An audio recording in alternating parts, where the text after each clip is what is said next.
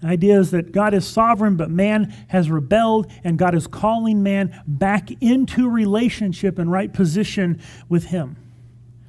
And understanding this helps us to see that sin is not merely doing bad things. You understand that? That whenever we talk about sin, is lying a sin? Yes, it is a sin. But it's not merely that you're doing something bad. Sin is an attitude, it's a perception, it's a way of thinking where we desire to elevate ourselves beyond what we are supposed to be. We want to be kings in our own lives, captain of our own ship. How dare anyone tell me how I should live my life? That's the attitude that undergirds all sin. Whether it's lying or stealing or whatever it is that we say, you know what, God, I know you say not to do it, but, you know, if you look in the appendix in the Bible, it's got a little note there that says it's okay for me, right? Because my situation's special. Right? That's the attitude that we have as we go through life. Had a recent conversation with an atheist, and something that, it wasn't even the point we were talking about, but something that got said just like leapt out at me, and I thought, wow, that right there is the mindset and the attitude of pride that undergirds sinfulness. See, atheism entails nihilism. Nihilism is the idea that life is purposeless, meaningless. There's no good, no bad.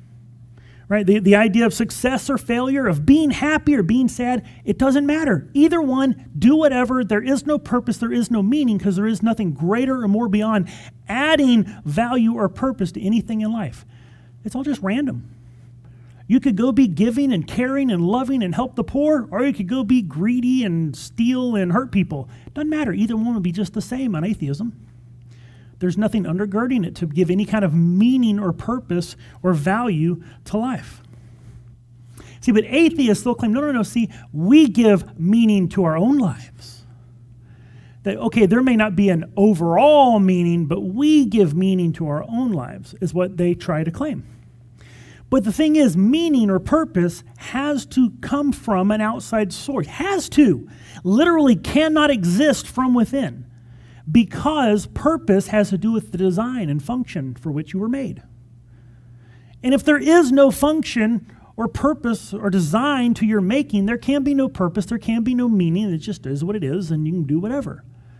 Right? A car is for driving on the street, not in the lake. Why? Because that's the way it was built. It wasn't built to float. Boats were built to float, but you know where you don't take a boat? Out on the street. It doesn't roll very well. It doesn't have wheels. It's not made for that. It's not its purpose. Also, you might be able to put wings on a car, but that doesn't make it an airplane, unless you're James Bond. That might work out for him. But generally speaking, right, cars are not planes, boats are not cars, and planes are not boats. Right? Because they have a purpose. They were created and designed with an intended use and goal and purpose in mind. If you have no design, if there is no creator to say this is what this thing was made for, it doesn't actually have a purpose, then life is meaningless. You actually need that outside design of purpose in order to have any purpose at all. So if there is no creator, there's no purpose or meaning.